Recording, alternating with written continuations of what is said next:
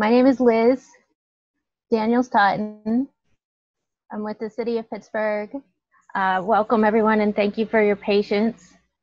We're just letting everybody in and learning this Zoom technology, but I think we got everybody in now. Today's presentation is on the Emergency Solutions Grant funding application for 2020 and ESG CV funds. And I'm going to introduce some of my co-hosts. Also presenting today is Casa Collins from Allegheny County Economic Development. And then at the question session at the end, we have Dave Hutchinson, also from the City of Pittsburgh, Office of Management and Budget, and he'll just be helping us to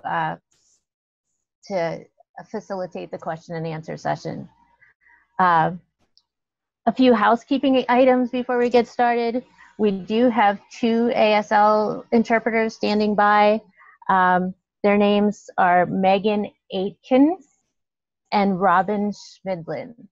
So if anybody needs them, just search for their names. If you need the ASL service right now, search for their names in the window, and then you can pin them next to the presentation so you can see their interpretation during the presentation. We're also going to have them recorded, and they will be, then their presentation will be recorded and side by side with our PowerPoint on the recording. There's also a note about that in the chat to everyone, so hopefully everyone can see that, and if not, we can add that again. In general, we're not going to use the chat for questions. We'd ask you to hold your questions till the end, and then we're gonna have a facilitated question and answer session like I mentioned before. So we have what we think is about a 45 minute presentation, and then we'll have questions and answers after that. So if you could just hold your questions till the end so we can answer everyone's at once. But if you do have small technical questions, feel free to use the chat about that. So the agenda for today's session is an overview, a general overview of the ESG funds, a description of the application process, the funding, and how that's different this year especially. We'll go into further detail on all the different application types. We'll talk about the application submission and deadlines, and then we'll have our question and answer session. With that, I'm going to turn it over to Casa Collins from Allegheny County Economic Development. Great, thank you so much, Liz, and thank you everyone for joining us today. Thank you for the work that you're doing in our communities and serving our vulnerable populations, and thank you for taking the opportunity to learn more about how to help those who are homeless and at risk of homelessness. It is our goal to use these resources effectively and efficiently to serve those in need. We know there won't be enough resources, but we want to make sure that you partner with us to try to help as needed. And so with that, you know, like Liz said, we want to orient you to the funding available. And some of you are new to ESG or returning to ESG perhaps, or thinking about it at least. That's why you're on today.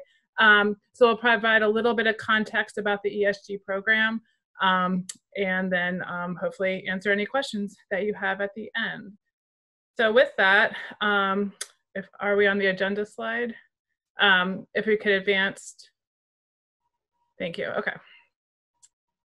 So we're at the welcome and overview, then we'll talk about the funding and application processes, the application types, the application submission and deadlines, and then the Q&A session and some closing remarks. So next slide, please. So for those of you who are less familiar with ESG, just a quick 10,000-foot view, starting with what ESG is not. It is not easy money to do whatever you want with or to spend freely. It is funding that is to support only persons who meet some very specific definitions of homeless or at risk of homelessness. And it is funding from the U.S. Department of Housing and Urban Development, or HUD, and it also has additional local requirements and restrictions. So there are many rules and documentation requirements, and there are limitations which can be frustrating. There is a lot of reporting, expenditure, and monitoring requirements. You know, there's a centralized intake through the Allegheny Link. There's the Homeless Management and Information System, which is a database where all client information is entered. And these contracts are all reimbursement-based contracts. So I say this all not to scare you or not to intimidate you or not to discourage you, because I want you to be our partner. But I say this to really just frame the context of the conversation and frame the opportunity for these important resources so that you can be prepared to help the people in need and be audit ready, as we all always need to be. So again, it's a critical, it has a lot of negative aspects, but it's a very valuable and a very critical resource to help our most vulnerable citizens. Next slide, please. So we have a large application process for many funding sources. We wanted to make your lives easier and selfishly our lives easier, and not make all the organizations on the call and those who are not joining us today fill out what could have been upwards of 8 to 10 different applications. We've consolidated both the city and county direct 2020 entitlement funds with the city and county's CARES Act, known as the ESG-CV funds, and any applications to the state for ESG-CV funds, as well as any future COVID-related funding from the federal government or the state government that the city or the county might receive. So this is a really inclusive application process that, you know, we hope you consider participating in, because there might not be any future ones, at least during this COVID crisis or funding from the COVID crisis. So we've consolidated this into a single application process for both existing and new grantees. For those of you who have applied for this funding in the past, you'll recall that we had 2 separate applications. So now we have one application and for both new and renewal, and we've broken it up into 2 applications that are, one is for street outreach and shelter, and the second is for homelessness prevention and rapid rehousing. And then we have 2 small requests for proposals that are for providers who will provide support services to the homelessness prevention and rapid rehousing program. That is for the inspections, fair market rent, and rent reasonableness analysis, as well as for legal and mediation services. So those RFPs are being handled via a different process that we'll go into later, but everything is boiled down into those 4 processes. The other new thing this year, forced by the current work circumstances we're all working within, is that this is an all electronic application, and we will only accept applications via email.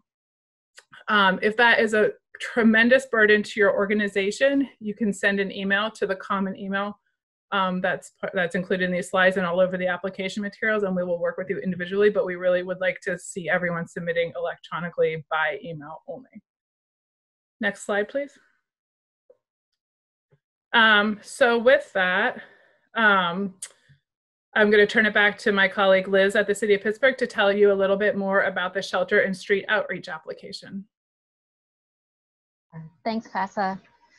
In general, shelter and street outreach activities that can be supported with emergency solutions grant funds include the essential services that are provided at an emergency shelter. Those include employment services, your mental health services, those types of services that are directly provided to the client at a shelter, shelter operations costs, and then also major rehab renovation or conversion. Those are less frequently funded by emergency solutions grant funds, but they are allowable. Street outreach eligible expenses include essential services to clients. So this is working with persons who are unsheltered living on the street. For 2020 funds, that's our general ESG allocation for 2020. There is a 1-to-1 match requirement. So for all of the funds that you are awarded, you would be required to match that with the same dollar amount from other funding sources, other non-HUD funding sources, and for the same types of activities that we are funding you for under ESG. And we predict that this that in comparison to HPRR, which we're going to talk about later in the program, we think that this will mostly be a pool of existing providers coming in to apply for these funds, whether they were funded with ESG previously in the past or not. But we can talk about that more in the HPRR part of the program as well. Next slide, please. So for shelter and street outreach for the COVID funds under the CARES Act, the good news is that the HUD has removed the match requirement. So there's a lot more funds available, and with those funds, there is not a dollar for dollar match. We will also be able to waive the habitability and environmental review for temporary shelters. Added into this requirements under COVID funds are all costs need to be associated with the COVID pandemic and documented, so that your timesheets will probably need to document that this cost specifically went to times that were dedicated towards working in the shelter or on street outreach and in relation to the COVID pandemic. The time that we think the cost will be eligible, the starting date, we believe it'll be January 2020, but we do not have a firm date for that yet. HUD has said that for other programs, so that's what we're suspecting it will be for ESG, but we need to hear from HUD.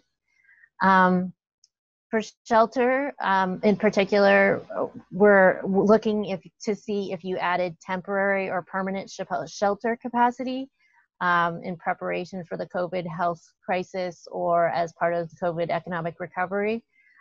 So if you're doing that, please describe that in your applications. And for street outreach, we're also looking for some specific kind of attributes.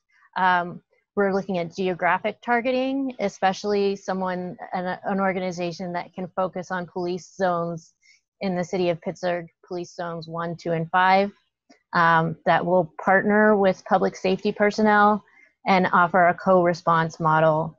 So those are some of the things that we're particularly interested in seeing as a response, especially to this COVID health crisis. Next slide. And Casa, do you want to pick it up there? Yeah, so thank you, Liz, for that information on the shelter and street outreach application. So that's the first application. And now I'm going to walk you through the context and overview of the second application, which is the homelessness prevention and rapid rehousing application. Anticipating that there's some folks on this line that are maybe a little less familiar with HPRRH, what we call affectionately. I'm going to just walk you through the program model that the city and county set up actually more than 10 years ago with the Stimulus Act. And we've kind of, stayed true to the format, but made necessary tweaks along the way. So we have developed a single program that's implemented by multiple what we call lead agencies that have some support services in the Allegheny Link, HMIS, and then the providers we mentioned earlier through the inspections, rent reasonableness, and fair market rent assessment. And now we are fortunate to be adding back in legal assistance.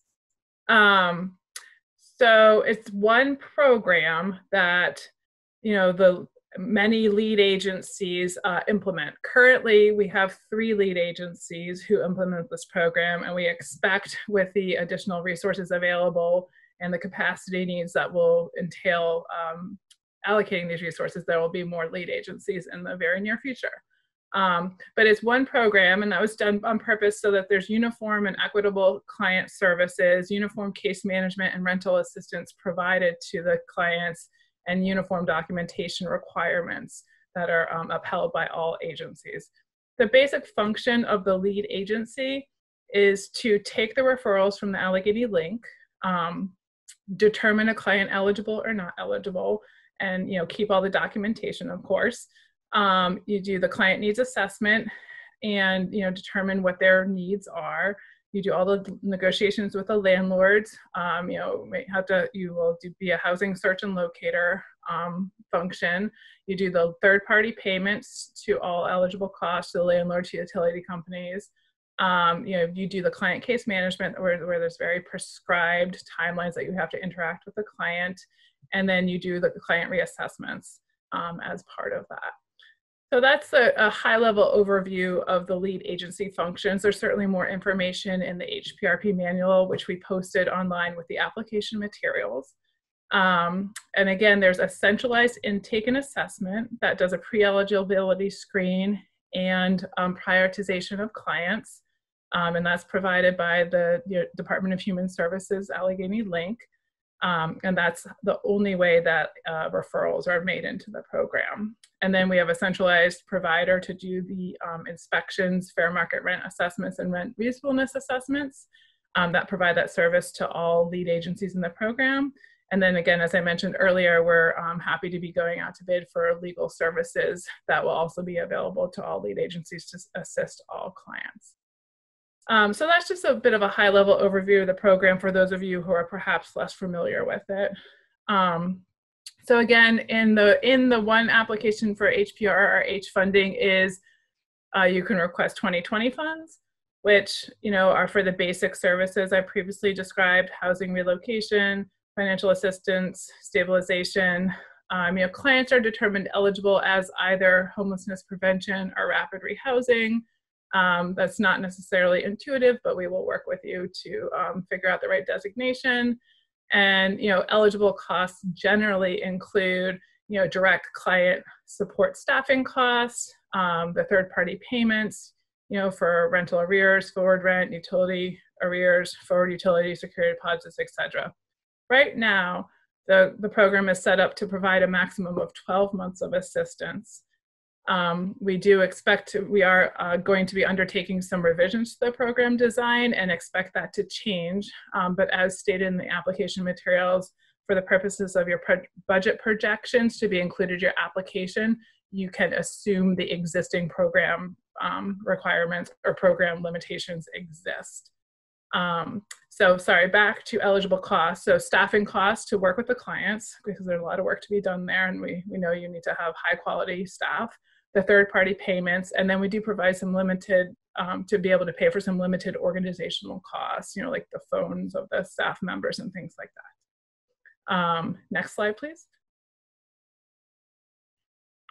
So the previous slide was about the 2020 funds, and then for the 2019 CV funds, the good news is HUD has increased the income eligibility of the clients, of the eviction prevention clients, to 50% of area median income. That's up from 30%, so we'll be able to help a wider swath of people.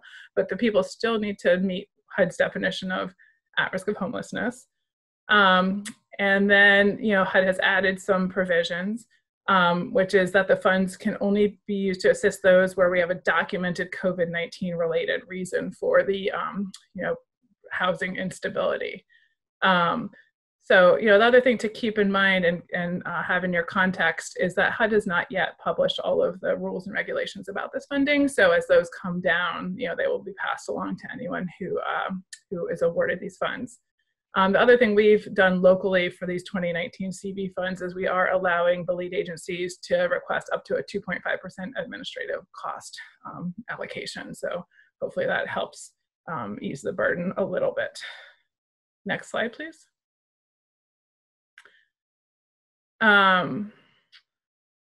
So again, this is the 2019 CV HPRH funds are, we believe, a significant funding source to help with the imminent eviction crisis. As I mentioned before, we are working on a system-wide approach to make sure that all of the resources that are out there are matched best with the needs of the clients as appropriate, and we will be undertaking some changes to our local priorities for the HPRH funds to align with that systems-wide approach. We do recognize and anticipate some provider agency capacity concerns. We know that staffing will be a challenge, The application does ask you to speak to your staffing that you have available to immediately deploy to this should you be funded at the time of application, and then also to speak to your ramp up staffing process and what that timeline looks like.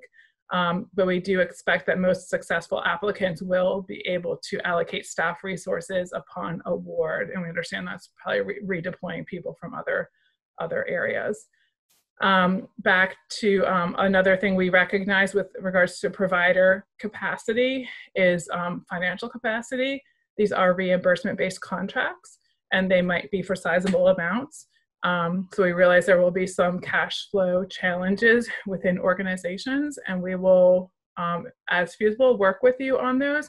But ultimately, that it's a HUD requirement that these are reimbursement-based contracts. So there's not much flexibility in that, but there's some things that we can try to do on the payment processing side, although we are governmental entities. So, there's a inherent lag there that we just want to acknowledge and make sure people are prepared to accommodate. There's probably other agency capacity issues that we should be thinking about, and just want to put that out there as a known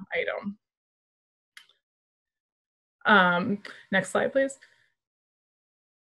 So I mentioned the 2 requests for proposals that are out there that are using a different application format that's on the city's procurement website. So the one is the inspections, fair market rent reasonableness vendor, who will provide those services to us. They will do so in a very strict set of rules, following very strict timelines and having very strong documentation standards. And then we will also be soliciting proposals for legal and mediation services that will again provide those services to all participants through all lead agencies in the program, and we have good coordination and handoff of those services. So it's a separate process. It does not use the ESG applications on the main city and county websites, and it's located. The RFP is located at the link that's on the slide, and that's also in the application materials, and it also has a slightly different deadline as well. Next slide, please. Okay, so going back to the ones that are under the application process, as we're calling it, there is and this is all on the website with the materials that were posted, but just to kind of try to orient folks to it, there's a topic-specific general application. So by topic-specific, we mean either shelter and street outreach or homelessness prevention and rapid rehousing. Then there's a budget for both of those topic-specific ones. We ask you to also submit a budget narrative, which we did not create a format for. That is something that you self-create, and the purpose there is for you to explain the items that you've put in your budget. There's a proof of insurance requirement.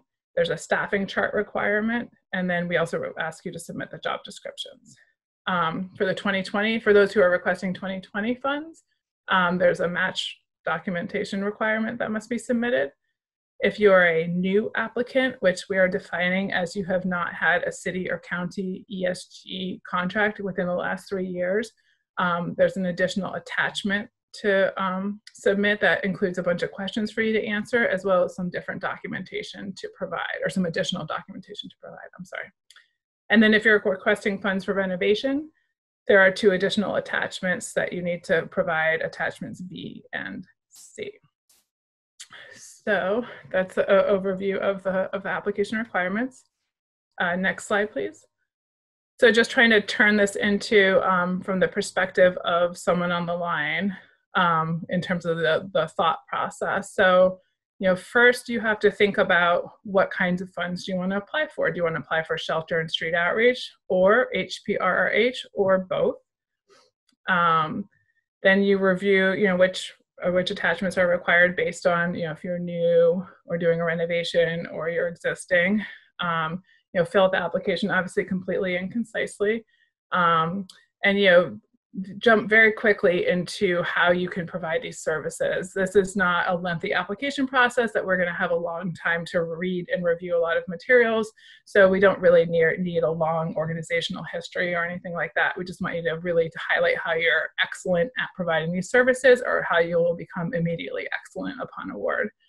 You get to choose if you're applying for 2020 money or 2019 CV money or both. The budget tool is set up to accommodate both, and you just fill in the columns or fill in the cells of the funding source that you want, which can be both. Again, the budget narrative is a format that you create, telling us a little bit about what you're going to use the money for.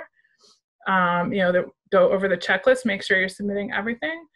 And then we have some labeling conventions and some instructions that are to be posted on the website about how to create a zip file to ultimately zip file all of the application materials to the designated email address. And then you'll submit it via email by the deadline, which we will go over in a minute. And so we have a little sneak preview about how to submit using the zip folder. Again, there will be more detailed instructions that will be posted on our websites. The city, a note on that, ACD, the county, and the city both have the same exact application materials on each of our websites. So you don't have to go to both. You're certainly welcome to, but if you go to one, all the same materials will be on the other. So you don't need to worry about like missing materials because you went to one website or the other. So just, there's naming convention that follows how we labeled the documents, make sure everything's ready, and then zip it and send it to us so our inboxes can actually successfully receive it. And with that, I'm going to hand it back to my colleague Liz at the city to close down with the ever important deadlines and then transition us into the question and answer session. Thank you. Thanks, Casa. So again, you've probably seen this in your emails. Just to reiterate it verbally, we're having our application information session today, and then we're going to be putting out a recording of this presentation and have it available hopefully in the next few days. By May 27th, we'd like to hear from you on any of your content-related questions to the applications. This is about clarity for the programmatic elements, the application, and the proposal elements and budgets. We're extending the deadline a little bit further out to June 1st for questions about technical, technical issues about how to submit the application. So we do want to hear from you by May 27th with questions that are related to the content of the program or content of the application. June 3rd is the due date for all applications. Everything is being submitted to that email that you see on your screen, and that has been pushed out over the email blast, ESG applications at AlleghenyCounty.us. This is a jointly administered program, so the city will be reviewing and making funding decisions as well. And this is just a decision that we've made to help jointly administer the program, that everything's going to be submitted to that Allegheny County email this year. And then at a later date, June 8th is what we're predicting right now. We're going to have a due date for those RFPs for the vendors for inspections, FMR, and rent reasonableness determination, and legal and mediation services to assist clients in the program. Next slide, please. Having gotten through the bulk of our program, we're now going to open it up for questions. We'd like you to use a chat function now, but just mainly to queue up, not to kind of enter your questions into the chat box, but to let us know that you have a question. Thanks. It looks like people already are getting the hang of it.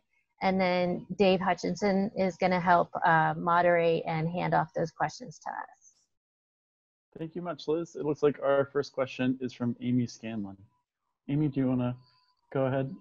You may have to unmute yourself. Hi, can you hear me?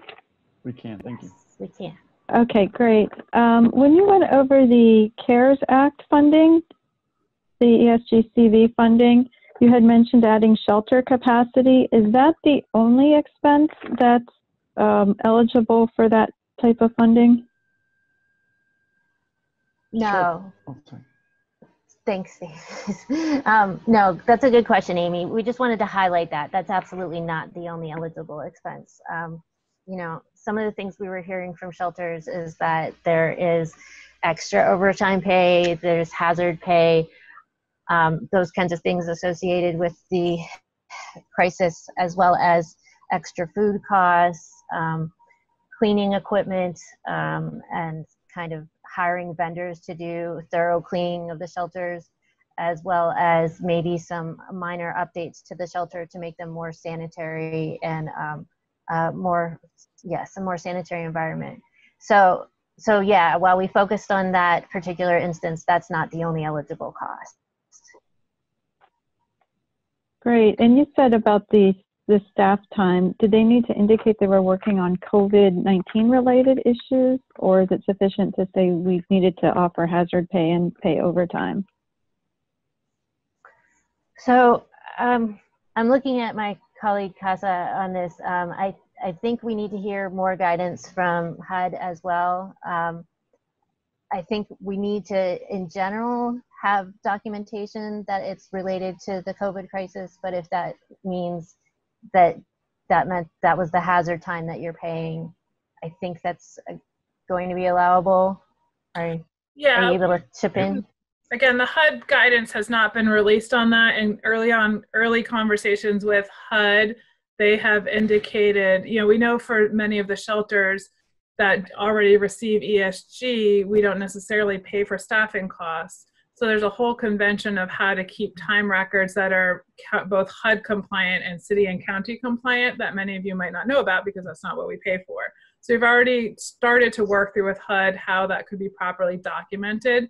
And then I imagine it would be a similar logic for things like overtime pay, which are usually not permissible, but it appears that they will be permissible related to this COVID crisis. But yeah, ultimately it will be need to link to shelter activities and to COVID specific shelter activities. And as the regulations are forthcoming, we'll work through with you what that will need to look like. Okay, thank you.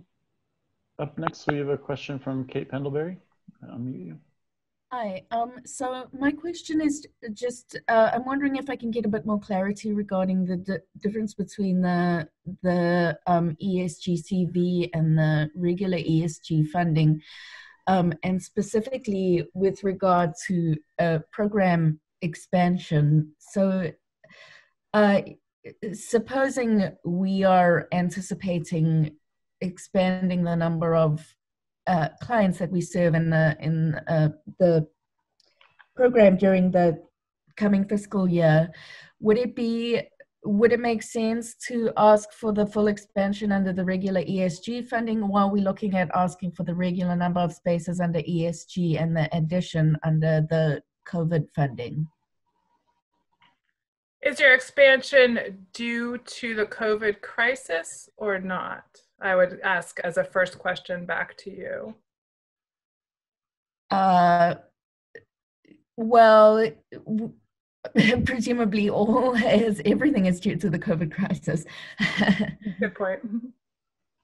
I think to request the CV, the COVID money, you need to be able to make a very direct link back to the COVID crisis. But as you indicate, that might not be particularly challenging to do, but you do need to keep that requirement in mind. So if pre-COVID you were already thinking about expanding your shelter capacity for whatever reasons, and that stays true even through the COVID crisis, I would say apply for that under the 2020 money. But if your expansion is motivated by COVID, then you explain that, and I would recommend you apply under the 2019 CV money.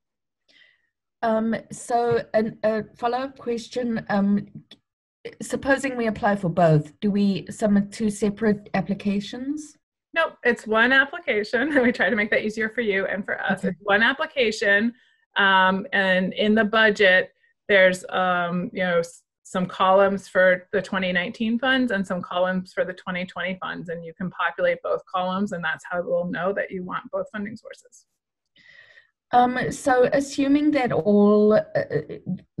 all housing needs are going to be related in some way or other to COVID, and I realize that there are some that we would need some background to that. Is it strategically better to ask for more ESG money or to ask for the same ESG money and then additional COVID money, if that makes sense?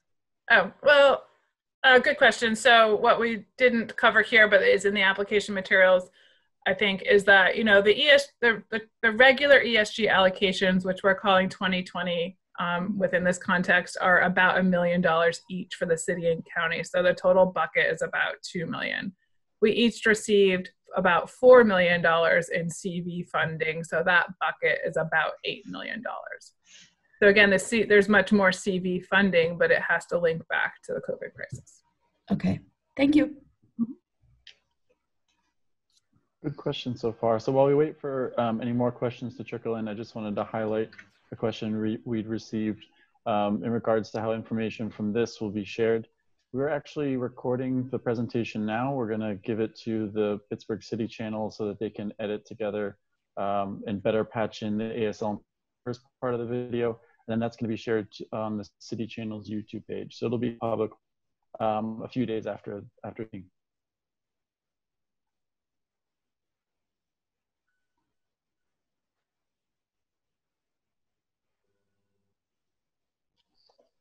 Does anybody else have a question? I think Kaz and Liz just explained everything perfectly.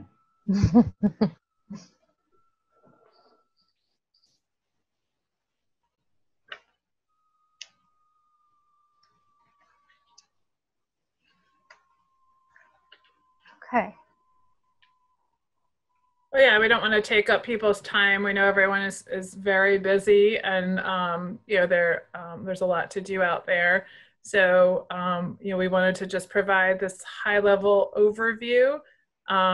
As David mentioned, it will be shared so you can go back and reflect upon it as you read through the application materials. I know we just got those out, so some of you might not have had a chance to really dig into those yet. So hopefully the context of this presentation will be helpful as you embark upon that. And we will be receiving questions through the deadlines that were discussed earlier. And so those get sent to the ESG application at AlleghenyCounty.us. Any question that you have should be funneled there.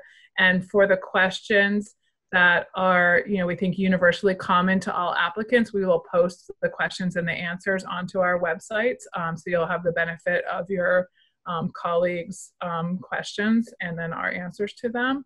And again, the applications for the street outreach and shelter and the homelessness prevention and rapid rehousing are due June 3rd by 4 p.m. And the RFP proposals are due June 8th and follow the instructions that are on the city's bidding website for those. So I guess maybe one last call for any final questions.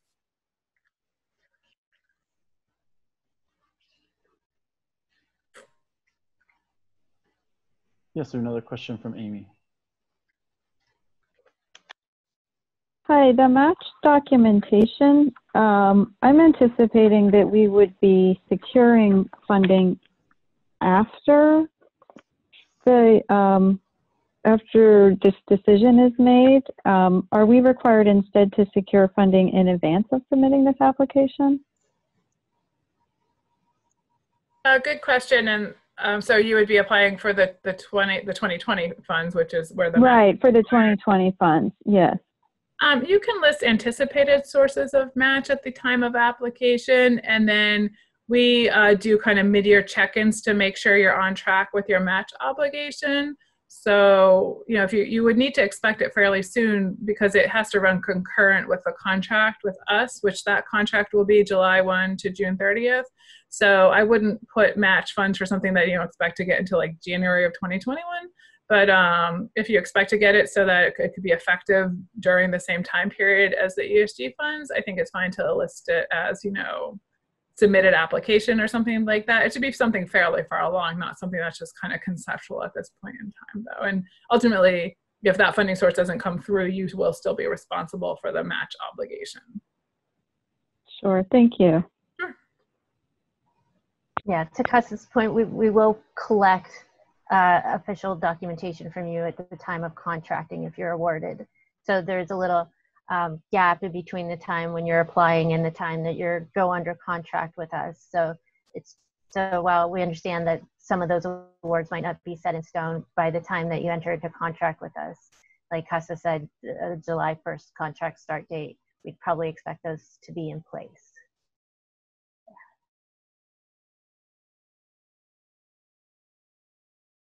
Any other questions before we move on with our afternoons?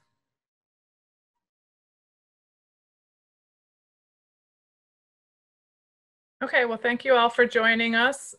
We hope to receive robust applications from many, if not all of you, and we look forward to working with you in partnership to help our community's most vulnerable citizens who are either homeless or at risk of homelessness. So thank you again for your time, and feel free to reach out if you have any questions, and good luck with your applications.